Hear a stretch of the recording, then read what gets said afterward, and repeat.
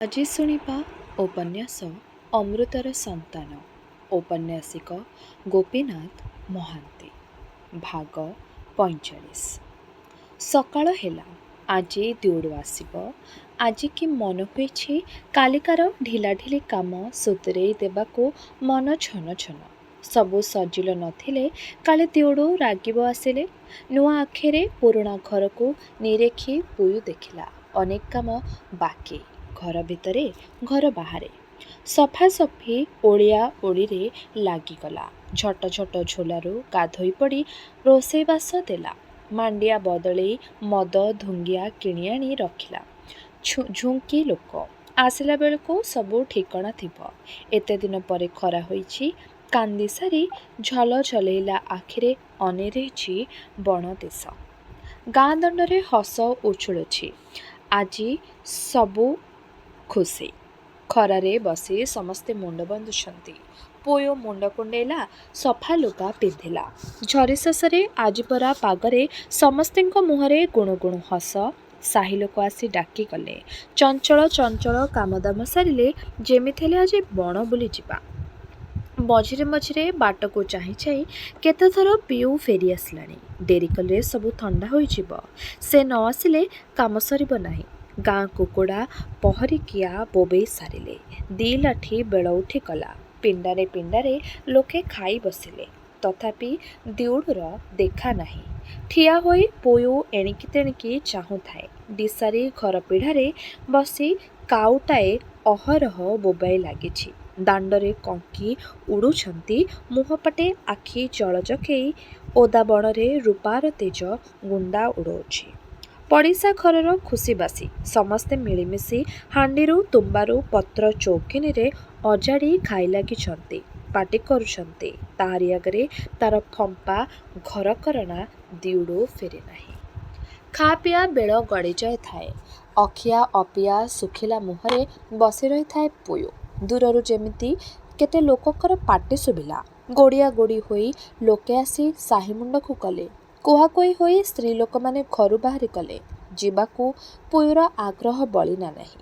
ଗାଁରେ ଏମିତି ମଉଜ ଲାଗେ। ସାମାନ୍ୟ କଥାରେ ହାଟ ବସେ। ଆଗ୍ରହ ପାଇଁ ଆଉ ତାର ମନୋବଳ ନାହିଁ। ହେଇ ପାଖେଇ ଆସୁଛି ଗାଁର ମଉଜ। ବଢ଼ି ବଢ଼ି ଉଠୁଛି ମଣିଷଙ୍କର ଘାଉ ଘାଉ ପାଟି। କିଏ ଯେମିତି କିଏ କଳରବର ଦୁନିଆ ଉପରୁ ଆସ୍ତେ ଆସ୍ତେ ଢାଙ୍କୁଣୀଟାଏ ଟେକି ଦେଉଛି। ଏ କ'ଣ? କ'ଣ ସବୁ କୁହାକୁହି ହେଉଛନ୍ତି? କ'ଣ ଏ ଘୋଘା ପ୍ରବଳ ହୋଇ ମାଡ଼ି ଆସୁଛି ପାଖକୁ? କ'ଣ କହୁଛନ୍ତି? ସାଉଁତା? ଭଉଁରୀରେ ଘୋଷାରି ହେଲା ପରି ଆପଣା ଭୁଲା ହୋଇ ପୁୟୁ ପଦାକୁ ଦୌଡ଼ିଗଲା। ଦେଖିଲା ପିଣ୍ଡାରୁ ଦୂରକୁ ନ ଓହ୍ଲାଣୁ ଥକ୍କା ପଡ଼ିଗଲା ପାଦ। ଖୁଣ୍ଟ ପରି ନିଶ୍ଚଳ ହୋଇ ଠିଆ ହୋଇ ପୁୟୁ ଦେଖିଲା। ଦୁଆର ମୁହଁକୁ ଅନେଇ ଠିଆ ହୋଇ ରହିଛି ଦିଉଡ଼ ସାଉଁତା। ତାରି ପାଖରେ ବୁଜଳା ବୁଜଳି ମୁଣ୍ଡେଇ ଗୋଟେ ନୂଆ ଧାଙ୍ଗିଡ଼ି ଠିଆ ହୋଇଛି। ଗାଁଯାକ ଲୋକ ଥାଟ ପଟାଳି। କେତେ ତୁଣ୍ଡରେ କେତେ ପ୍ରକାର ପଚରା ପଚରି ତର୍କ ବିତର୍କ ଅନେଇ ରହିଛନ୍ତି ସେହି ଦୁହିଁଙ୍କୁ। ପୁୟୁ ଦେଖିଲା ମାତ୍ରେ ହୋ ବଢ଼ି ଯାଉଛି। ଜନତା ଭିତରେ ସୁଅ ପଡ଼ି ଯାଉଛି। କ'ଣ ହୋଇଯାଉଛି? ସବୁ ନାଚୁଛି, ବୁଲୁଛି, ଓଲଟୁଛି, ଟଳୁଛି। ଦୁନିଆ ପାଗଳ ହୋଇଛି। ଏଇ ମେରିଆ ବଳି ପଡ଼ୁଛି କି ସେ ନିଜେ? କେତେ ଖଣ୍ଡ ଖଣ୍ଡିଆ କଥା ଚାରିଆଡ଼ୁ ଉଡ଼ି ଆସୁଛି। ତାକୁ ଚୋଟ ଚୋଟ କରି ହାଣି ପକାଉଛି। ଦିଉଡ଼ କ'ଣ କହୁଛି ଏ? ନୂଆ ଧାଙ୍ଗିଡ଼ି ଆଣିଛି। ଗୋଟାଏ ଭାରିଜା ଥିଲେ ଆଉ ଗୋଟାଏ ଆଣିବାକୁ କ'ଣ ମନା ଅଛି? କାହିଁକି ଲୋକେ ତା ଆଡ଼କୁ ଧାଇଁ ଆସୁଛନ୍ତି? କ'ଣ ଏମିତି ଚକ ପରି ଘୁରୁଛି ମଣିଷ ଘର ସବୁ ମିଶିମାଶି? ତେଣିକି ଆଉ ନାହିଁ। ସବୁ ଅନୁଭୂତି ସରିଯାଇଥିଲା। ପୁୟୁ ମୂର୍ଚ୍ଛା ଯାଇଥିଲା। ଯେତେବେଳେ ଅନାଇଲା ଅଣ୍ଡାଳିଲା ହାକିନା କାହିଁ? ତା ପାଖରେ ଶୋଇଛି। ନିଆଁ ଜଳୁଛି ଧିମେଇ ଧିମେଇ। ଘର ଭିତର ଅନ୍ଧାର। ସବୁ ନିଶ୍ଚଳ ପଡ଼ିଯାଇଛି। ଭାବିଲା ରାତି ବହୁତ। ନିଦ ବାଉଳାରେ କ'ଣ ଅସାର ସ୍ୱପ୍ନ ଗୁଡ଼ାଏ ଦେଖିଥିଲା ପରି ଲାଗିଲା। କର ଲେଉଟାଇଲା। ଏଗୁଡ଼ାକ ଓଦା ହେଲା କେମିତି? କିଏ କଥା କହୁଛି? ସେହି ଅନ୍ଧାର ଭିତରୁ ଯାମିନୀର ବୁଢ଼ୀ ଉଠି ଠିଆ ହେଲା। ମୁଣ୍ଡ ଆଉଁସି ଦେଇ କଅଁଳେଇ କହିଲା, ଉଠିଲୁ କିଲୋ ମା? ଠିକ୍ ତାର ଆର ପାଖରେ ଘାଗଡ଼ା ଗଳାକୁ ଥରେଇ ଥରେଇ ଯାମିନୀ ବୁଢ଼ାର ସ୍ୱର। ଉଷୁମ ମାଣ୍ଡିଆ ପେଜ ମନ୍ଦିଏ ତା ତୁଣ୍ଡ ପାଖରେ ଥର। ଏଇଛାକୁ ବକନା। ଧୀରେ ଧୀରେ ଭାବନା ଫେରି ଆସିଲା। ମଠେ ମଠେ ପାଣି ଜାକେଇଲା ପରି ଝର ପରି ବଢ଼ି ବଢ଼ିକା ମନେ ପଡ଼ିଲା। ରାତି ହେଲା ଦିଉଡ଼ୁ ଲେଉଟିଲା ନାହିଁ। ବଡ଼ ବଡ଼ ଆଖି ଫାଡ଼ି ଚାରିଆଡ଼କୁ ଅନାଇଲା ଜାମିରୀର ବୁଢ଼ୀ। ମୁହଁ ଉପରକୁ ଉହୁଙ୍କି ପଡ଼ି ଚୁ ଚୁ କହି ମୁଣ୍ଡ ଆଉଁସୁଛି। କବାଟ ଖୋଲିଦେଇ ବୁଢ଼ା ପଦାକୁ ଚାଲିଗଲା। କେତେ ଦିନ ଅଛି? ରାତି ହୋଇଥିଲା କେମିତି? ସବୁ ମନେ ପଡ଼ିଲା। ଧୀରେ ଧୀରେ ପ୍ରାଣର ଅନ୍ତରୁ ସବୁଯାକ ଚୁପୁଡ଼ି ନିଗାଡ଼ି ଦେଇ ଆଖି ବାଟେ ଠେଲି ହୋଇ ଆସିଲା ବଡ଼ ବଡ଼ ଲୁହ ଠୋପା। ବୁଢ଼ୀ ସାନ୍ତ୍ୱନା ଦେଲା। ଛି ମା, ପିଲା ହେଲୁ, ସମ୍ଭାଳି ନେ। ପଛର ମାଇକିନା ପଛ, ଆଗର ଆଗ। ତୋର କ'ଣ ହୁଣା ହୋଇଯାଉଛି? କାହିଁକି କାନ୍ଦୁଛୁ? ତୋଫାନ ବେଗରେ ସବୁ ମନେ ପଡ଼ିଲା। ହଁ, ଏ ତାର ଘର ନୁହେଁ ପରା, ଜାମିରୀର ଘର। ତା ଘରେ ଭାବିବାକୁ ଆଉ ତର ନାହିଁ। ସବୁ ଭାବନାକୁ ମାଡ଼ି ଦେଇ ବୁଡ଼େଇ ଉଛୁଳେଇ ଚାଲିଲା କାନ୍ଦଣା। ସବୁଯାକ ଲୁହ ତାର ଦରକାର। ଜୀବନ ଗୋଟାକର ସବୁଯାକ କମ୍ପେଇଥିବା ସମ୍ପତ୍ତି। ଲାଗି ରହିଲା ବଢ଼ି ବଢ଼ିକା। ପୁୟୁର କାନ୍ଦଣା, ବୁଢ଼ୀର ସାନ୍ତ୍ୱନା। ବୁଢ଼ୀ ଅସୁରୀ ପରି ଚମକି ପଡ଼ି ଉଠି ହାକିନତାର ଛୋଟ ପାଟିଟି ସେଥିରେ ମିଶାଇ ଦେଲା। ଏ କ'ଣ କାନ୍ଦୁଥିବୁ ଖାଲି? ଆଲୋ ଆଲୋ ପୁୟୁ, ଦେଖିଲୁ ତୋ ପିଲାଟାର ଦଶା କ'ଣ ହେଲାଣି? ପିଲାଟାକୁ କ୍ଷୀର ଦେ। ଆଲୋ ବାୟାଣୀ, ଶୁଭୁଛି ନା? ଜାମିନୀର ବୁଢ଼ୀ ବାରମ୍ବାର ହଲାଇ ଲାଗିଛି। କାନ୍ଦଣା ସୁଅର ଶେଷ ତୁନିତାନି ଖାଲି ପାଣି ବୋହି ପଡ଼ୁଛି। ମୁହଁ ଟେକି ପୁୟୁ ଅନାଇଲା। ହାକିନା ତଳେ ଗଡ଼ି ଗଡ଼ି କାନ୍ଦୁଛି। କାନ୍ଦି କାନ୍ଦି ମୁହଁ କଳା ପଡ଼ି ଗଲାଣି। ଛାଟିପିଟି ହୋଇ ହୋଇ ହାତ ଗୋଡ଼ ନାଠି ହେଲାଣି। କେତେବେଳେ ଟିକିଏ କ'ଣ ସେ ଖାଇଥିଲା। ପିଲାକୁ ଅଣ୍ଟିକି ଗୋଟେଇ ନେଲା। ଆହା ଓତାଣୀ ପିଲାଟା। କ'ଣ ହେବ ୟା ଅବସ୍ଥା? ଆହୁରି ଅସରାଏ, ଆହୁରି ଅସରାଏ। ସାନ ସାନ ବୁନ୍ଦା ଲଗାଲଗି ହୋଇ ଛିଞ୍ଚିଲା ପରି ଝରିପଡ଼େ ରହି ରହିକା। ବରଷା ଶେଷରେ ଅଠୁଆଣି ଧକ୍କା ପବନରେ ଓଦା ଗଛରୁ ପାଣି ଝଡ଼ିଲା ପରି। ହାକିନା କ୍ଷୀରରେ ମୁହଁ ପୋତିଲାଣି। କେତେବେଳର ଭୋକ ଝୁଣି ଲାଗିଛି। ଚୋରେଇ ଚୋରେଇ ଅନେଇ ଦେଉଛି ମା ମୁହଁକୁ। ପୁୟୁକୁ କୋଡ଼ରେ ଧରି ଧୀରେ ଧୀରେ ବିବେଚନା ଶକ୍ତି ଫେରି ଆସୁଛି। ପାଦ ତଳେ ଦମ୍ଭ, ବସୁନ୍ଧରା। ଆଶ୍ରା ଦେଉଛି, ଭରସା ଦେଉଛି। ଶୀତଳ ଖରା ପଡ଼ିଲାଣି ପିଣ୍ଡା ଉପରେ। ଖୋଲା ପବନ ମାଠି ଯାଉଛି। ମନର ଦରଜ ଉପରେ ସ୍ମରଣ ଫେରୁଛି। ଜୀବନ ଅଛି, ସଂସାର ଅଛି। ଚାଲୁନୁ ପଦାକୁ ଆ। ପିଲାକୁ କୋବଲେଇଲା ପରି ଯତ୍ନ କରି ଜାମିନୀର ବୁଢ଼ୀ ଶଙ୍ଖୁଳି ଲାଗିଛି। କବାଟକୁ ଭଲ କରି ଖୋଲିଦେଲା। ଆଲୋ ମା, ଆ। ତାହାରି ପଛେ ପଛେ ପଦାକୁ ଯାଇ ପୁୟୁ ପିଣ୍ଡାରେ ବସିଲା। କେତେ ଚୁଣିକା ଦାଣ୍ଡ ଖାଲି ହୋଇଗଲା। କାହାନ୍ତି କିଏ? ଉଦାସ ହୋଇ ବିକଳ ଆଖିରେ ବେକକୁ ପଛକୁ ଭାଙ୍ଗି ଦେଇ ମାଇପିଟାଏ ଏକା ଠାକେ ବସି ରହିଛି। ଜାମିନୀର ବୁଢ଼ୀ କରପଟିଆ ଠିଆ ହୋଇ ଅଣ୍ଟାରେ ହାତ ଦେଇ ଖାଲି ସେଇଆକୁ ଦେଖୁଛି। କେତେ କ'ଣ କହିଯାଉଛି ସେ। ପୁୟୁର ମନରେ ପଶୁନାହିଁ। ଅଧା ଶୁଭୁଛି, ଅଧା ନାହିଁ। କ'ଣ ଥାଏ ତହିଁରେ? ସବୁ ତୁଚ୍ଛା କଥା। ସେ ଏ ପୃଥିବୀର ନୁହେଁ। ଏମିତି କାହିଁକି ବସିଛୁ ଛୁଆ? କଥା କହୁନୁ ପୁୟୁ, କଥା କହ। ଓଃ, କ'ଣ ଦିଶୁଛୁ ତୋ ମୁହଁ? ହଇଲୋ, କ'ଣ ହୋଇଗଲୁ? ଘଡ଼ିକ ସମ୍ଭାଳି ପାରିଲୁ ନାହିଁ ବାୟାଣୀ। ଆହୁରି ତ ଅଛି, ପାକେଲା ବାଳର ଘର କରିବୁ, ପିଲା ପୋଷିବୁ। କ'ଣ ତୋର ହୋଇଛି କ'ଣ? ଏତେ ବିକଳ ହେଲୁ ଯେ? କିଏ ଅନେଇ ଦମ୍ଭ ଧରିବ? ହେଇତି ପରା, ସହିପାରିଲା ନାହିଁ ବୁଢ଼ା ବାହାରି ଗଲା। କି କାନ୍ଦଣା! ବିରାମ ନାହିଁ ଗାଡ଼ୁରୁ ଗାଡ଼ୁରୁ। ମନ ରା ଧରିଛି। ଓ ରହିଥା ନା, କାହିଁକି ମାହାଳିଆ କିଏ ବିରକ୍ତ କରୁଛି କାନ ପାଖରେ? ଭାବିବାକୁ ଛାଡ଼ିଦେ, ଅନାଇବାକୁ ଦେ। ଫମ୍ପା ଫାଙ୍କା ଦୁନିଆଟାକୁ ଅନେଇବାକୁ ଦେ। ଏକୁଟିଆ ଏକୁଟିଆ। ମୁହଁ ପଟେ ସେ ଟାଙ୍ଗି ହେଲା ପରି ରହିଛି। ଯାହା ଯେଉଁଠି ଥିଲା ସବୁ ଚାଲିଯାଇଛି। ଘର ପଡ଼ିଛି, ମଣିଷ ନାହାନ୍ତି। ଗୁହାଳ ଅନେଇଛି। ତୁଚ୍ଛା ଘୁଣ୍ଟିର ପଘା ଝୁଲୁଛି। ଗୋରୁଗାଈ ନାହାନ୍ତି। ପୋଡ଼ା ଧାନବିଲ ମଝିରେ ବସୁଧା ଫାଟି ଆଁ କରିଛି। ପାଟିକି ଟୋପାଏ ପାଣି ନାହିଁ। ଝୋଲା କାନି କାନି, କସରା ଧଳା ହାଡ଼ କୁଢ଼ କୁଢ଼। ପାଣି ବଦଳରେ ସରୁ ସରୁ କଳା ବାଲିଝରା ଶୁଖିଗଲା। ସବୁ ଲଣ୍ଡା, ନୁଖୁରା ଆଉ ଟାଁସିଆ। କୁଆଡ଼େ ଥିଲା ଏତେ ରାତି? ଚନ୍ଦା ପର୍ବତର ଖଦଖଦଡ଼ିଆ ପଥରିଆ ଫାଟରୁ ଉପରକୁ ଖାଲି ଉଡ଼େଇ ଲାଗିଛି କିଏ ପାଉଁଶ ଗୁଡ଼ାଏ। ଛିଣ୍ଡା ଟୋକେଇ ସବୁ ଗଡ଼ର ଗଡ଼େଇ ଗୋଡ଼ିଆ ଗୋଡ଼ି ହୋଇ ଲାଗିଛି ଭଙ୍ଗା ହାଣ୍ଡି କୁଣ୍ଢେଇ କରବାଟ ଦେଇ। ଦଦରା ଚାଳ ଉଲରି ହୋଇ ଲାଗିଛି ଧୀରେ ଧୀରେ। ପୁରୁପୁରୁ ହୋଇ କୁଟା ଉଡ଼ି ଯାଉଛି। କଳା କହରା କଳା ପାଉଁଶୁଆ ବାଉଁଶ ଗୁଡ଼ାକ ବୁଢ଼ା ମଣିଷର ଦାନ୍ତ ପରି ତୋଫାନରେ ହଲି ଲାଗିଛି। ହଲି ହଲି ଅଜାଡ଼ି ହୋଇ ପଡ଼ୁଛି। ଗୋଛା ଗୋଛା ଘରର ଚାଳ ହେଇ ପାଉଁଶର ଧୂମ ଘୋଟି ଆସିଲା ପର୍ବତ କନ୍ଦିରୁ ବିଚିତ୍ର କିଳିକିଳା। ଓଃ କି ତାତି! ସବୁ ଶୁଖିଗଲା। କ'ଣ ହେଲା ଆଉ ଭାବି ହେଉ ନାହିଁ। କାଚ ପରି ଆଖି ଦିଟା ଗେଞ୍ଜି ଦେଇ ଆଉଜି ପଡ଼ି ବସି ରହିଛି ଲୋକଟା। ହଲ୍ ନାହିଁ, ଚଲ୍ ନାହିଁ। ଗୋରୁ ବାହୁଡ଼ିଲାଣି, ବେଳ ହେଲାଣି। ଦାଣ୍ଡେ ଦାଣ୍ଡେ ଚବର ଚବର ହୋଇ ଗଲେଣି କେତେ ଲୋକ। ପାଟି ବନ୍ଦ କରି ଏପାଖ ସେପାଖ ଅନେଇ ମାଠିଆ କାଖେଇ ମାଇପେ ପାଣିକି ଲମ୍ବିଲେଣି। ପିଲାଏ ଡେଇଁଲେଣି ଖରା ମୁରୁକି ହସା ଦେଇ। ଓହ୍ଲେଇ ପଡ଼ିଲେଣି ବି ପର୍ବତ ମଝିକୁ। ପୁୟୁର ସ୍ୱର ନାହିଁ। କିଏ ସେ ହସୁଛି ଘରୁ? କାହାର ପାଟି ଇଏ? ନିଦରୁ ଉଠିଲା ପରି ପୁୟୁ ମୁହଁ ଟେକି ଶୁଣିଲା। ଦିଉଡୁ ହସୁଛି ତାର ନୂଆ ଭାରିଜା ହସୁଛି। ପଡ଼ିଶା ଘରୁ ବଘାରି ହସୁଛି। ଆସ୍ତେ ଆସ୍ତେ ଲୁହ ଶୁଖି ଆସିଲା। ମଳିନ ମୁହଁରେ ତାଟି ଚହଟି ଆସିଲା ପରସ୍ତ ପରସ୍ତ ହୋଇ। କାନମୁଣ୍ଡା ଗରମ ହୋଇ କାନ ଠିଆ ହେଲା। ଦୁଃଖ ସୁଖ ଲାଗିଛି। ବଡ଼ ପାଟିରେ ହସାହସି ହେଉଛନ୍ତି। ତାରି ଘରେ ତାରି ମୁହଁ ଉପରେ ଦେଖେଇ ଶତ୍ରୁ ଅଦଉତି ସାଜୁଛି। ରାଗରେ ଫୁଲି ଫୁଲି ପୁୟୁ କଠିନ ହେଲା। ଆଉ କାନ୍ଦଣା ନାହିଁ। ବଳ ଆସିଲା। ପାଚିଲା ଲୁହା ପରି ରାଗର ବଳ।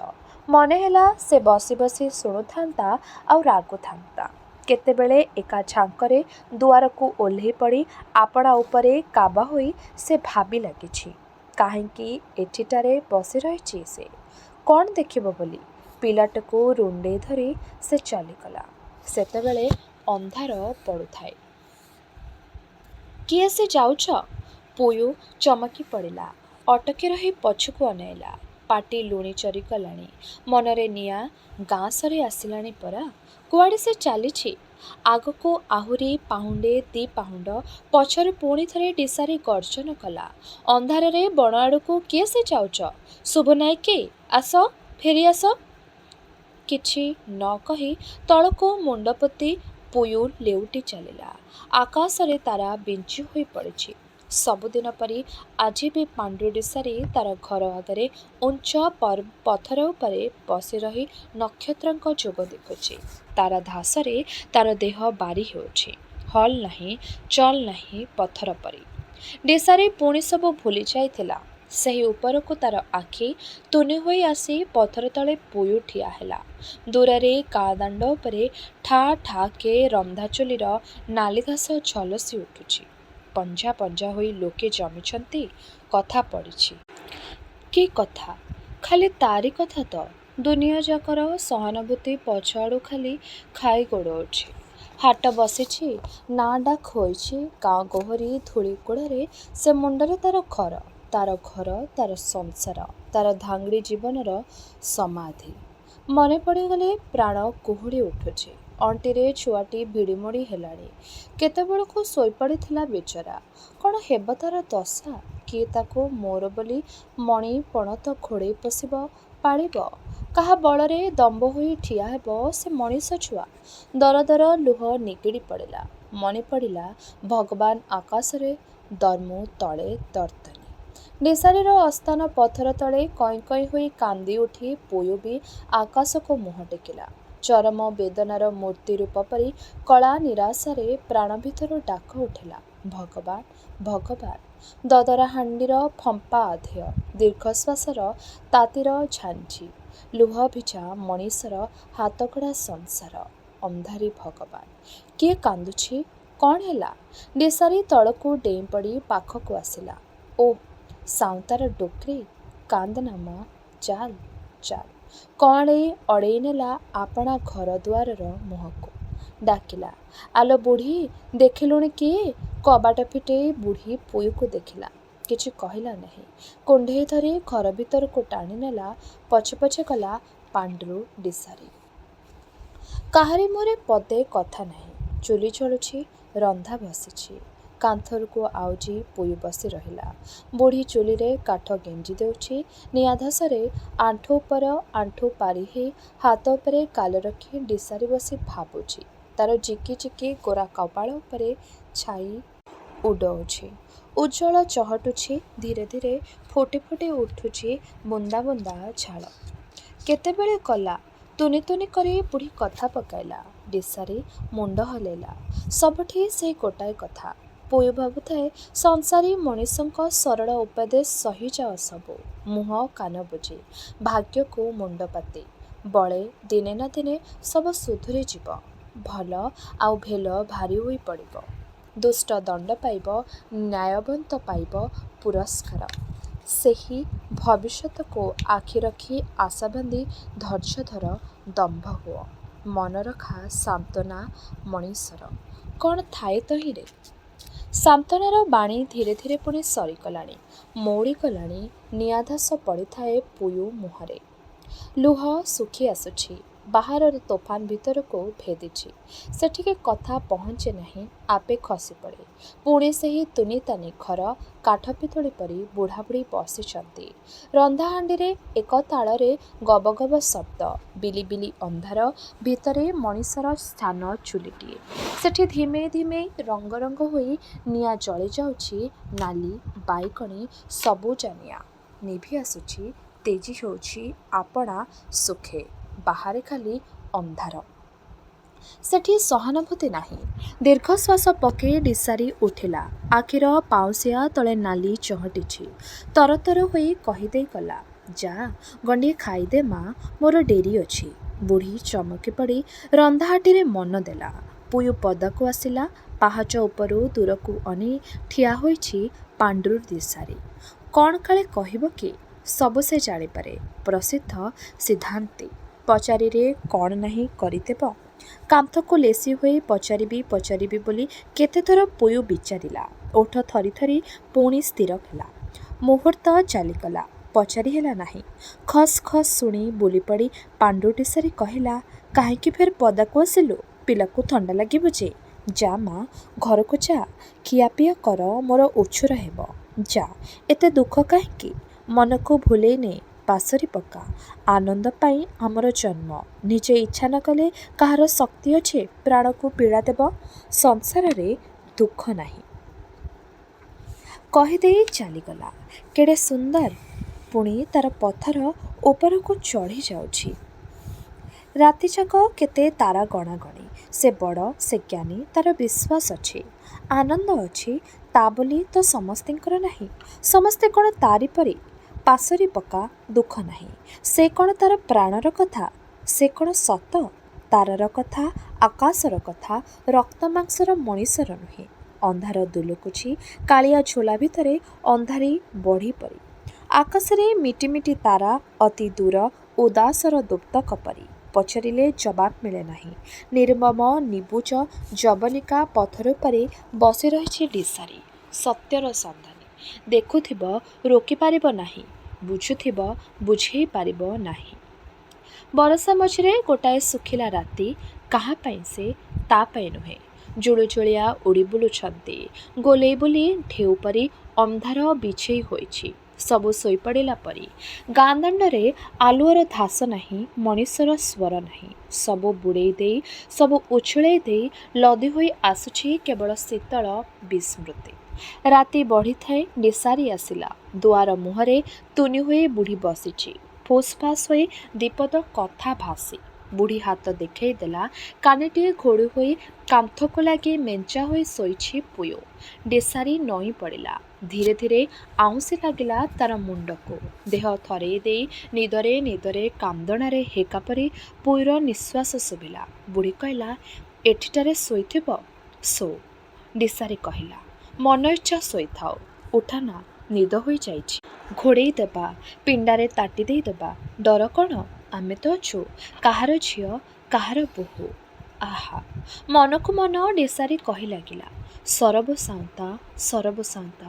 ଏ କ'ଣ ହେଲା? ଫଜେରା ଫାଟୁଥାଏ। ପିଲାକୁ ବୁଝେଇ ବୁଝେଇ ପୋଇ ଉଠି ଠିଆ ହେଲା।